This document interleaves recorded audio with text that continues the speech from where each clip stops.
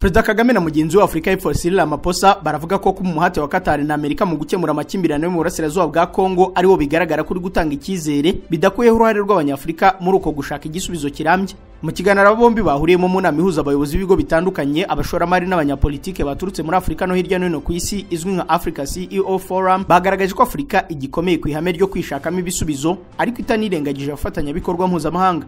Perezida Kagame wayoboye amavugurura y'umuryango wa Afrika yunze ubumwe wayoboye ikiganiro yamuwaje niba atabona ko kuza kwa Doha na Washington mu makimbirane mu burasirazuba bwa Kongo bitagaragaza gutsindwa kwa Afrika mu kuyakemura, maze amusubiza ko buri wese uri gushaka umuti akiri kugerageza.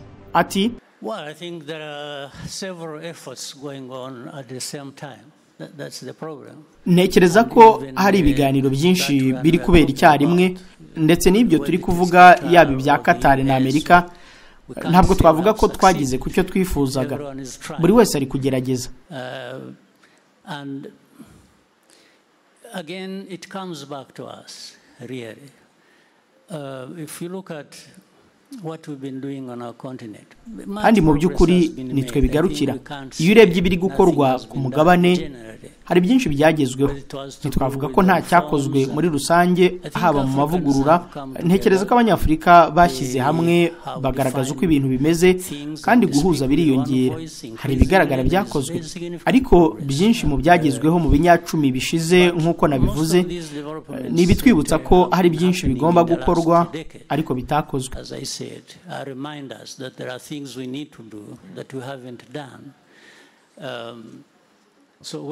If you look at it at the African Union level, ubirebeye ku rwego rwa Afrika yunze ubumwe, ndibuka ubwo nari mpagarariye ayo mavugurura, hari ibintu byaganiriweho ku rwego rw'umugabane. Urugero, ibikorwa remezo by'amahoro n'umutekano byari biri kubakwa, byari biri gukorwa mu rwego rwo kwigenga byuzuye aho gutegera amaboko abaterankunga. Because it was put in place to avoid being fully dependent on external funders, because that has been the case. In fact, this is similar to what happens in other areas. Kandi ibi nibyo biba n'ahandi mu bindi bihugu, uko byiringira abaterankunga bikibagirwa kwikorera ibibareba nk'abo ubwabo kandi bakabaye bakora. Aho rero twarimo dutera imbere. So that is progress.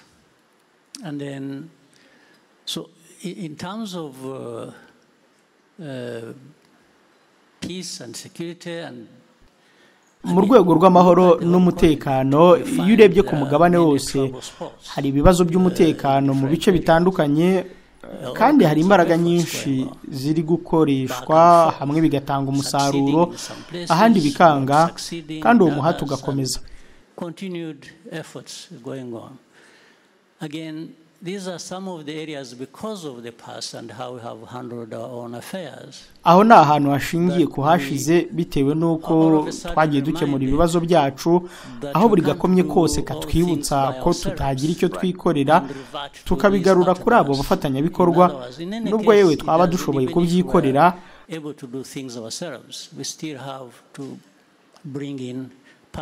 Ariko nyamara nitwe nk'abanyafrika dukwiye guhitamo icyerekezo cyaho dushaka kwerekera, atari ugushingira ku by'abo bandi badufasha.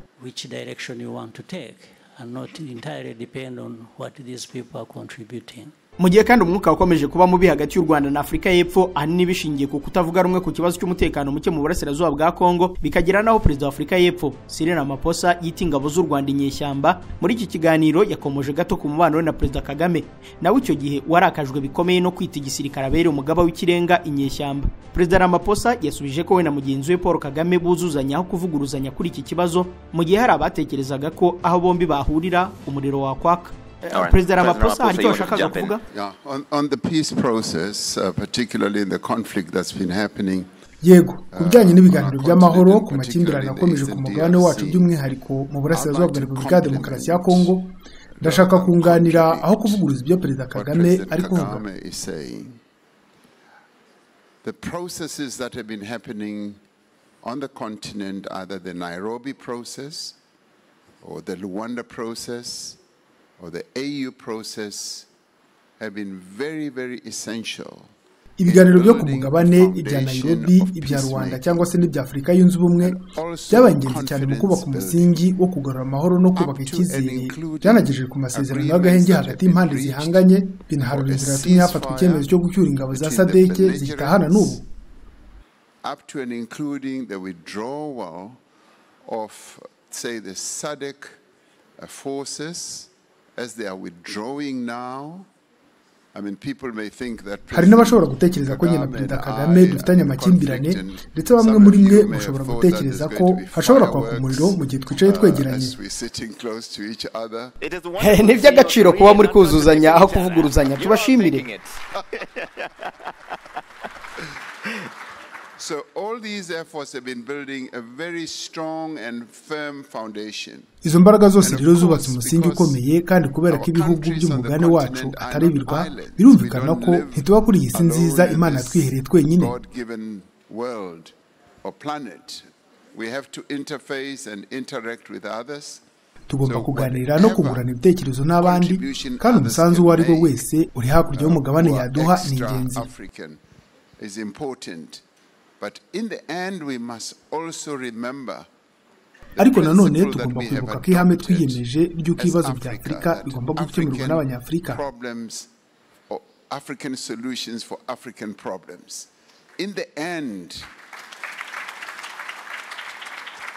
and President Kagame knows this, whatever discussions are happening in the end has to be endorsed. Ibiganiro byose bigomba kuba bikemezwa bigashyirwaho umukono, bigomba kuba bibereye binagendanye n'inyungu zacu nk'abanyafurika, kuko uyu ni umugabane wacu bitwazaza aho uyu mugabane hareba kandi tugomba ubwacu kwishakira amahoro kuko tuba kuri uyu mugabane. And we must build peace ourselves because we live on this continent, and therefore we have a deep responsibility to ensure that peace bivuze rero kandi dufite ishingiro zo kumenya ko amahoro ahari. And what they are doing with Qatar, US or whoever is part byabyo bari gukora na Qatar cyangwa uwo ari we wese mu rwego rwo gushaka amahoro kandi byaturutse ku banyafurika ndetse dukwiye gushimira abari kudufasha kuko n'abafatanya ibikorwa bacu ariko nitwe ba nyirabyo nk'abanyafurika.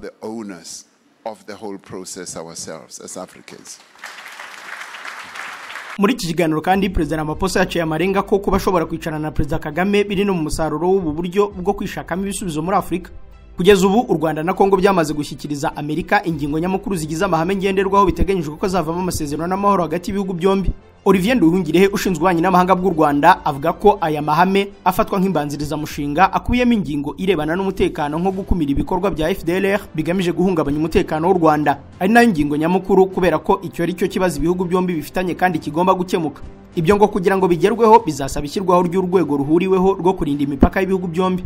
Biteganyijwe ko hagati muri uku kwezi kwa gatanu abashinzwe ububanyi n'amahanga ba Kongo n'u Rwanda bazahurira na mugenzi wabo Marco Rubio muri Amerika kugira ngo bahurize hamwe inyandiko y'ibizaba bigize amasezerano n'amahoro.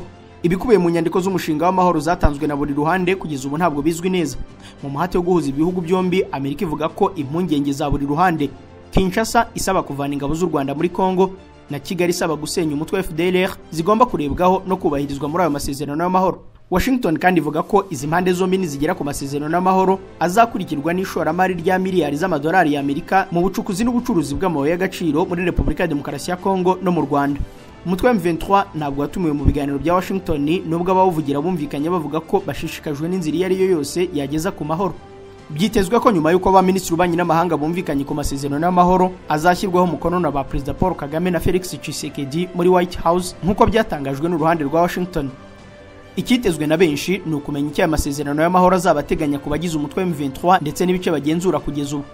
Amasezerano ameze nk'aya yagiye asinywa mu myaka yo hambere yashyiraga inyeshyamba mu ngabo za leta akavuga ku gucyura impunzi z'abanyekongo cyangwa kurandura imitwe yitwaje intwaro nka FDLR, ariko ntiyagiye yubahirizwa byuzuye uko yasinye.